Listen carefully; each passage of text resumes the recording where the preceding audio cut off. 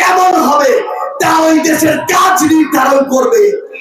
ওবায়দুল কাদের, ওই শেখ হাসিনা সহ ফ্যাসিস্টের দালালরা যদি দিল্লি, কলকাতার, ভারতের উদ্যানে ঘুরে বেড়ায়, আমরা ধরে নিব এই কাজের মাধ্যমে আমাদের পররাষ্ট্রনীতি নির্ধারিত হবে।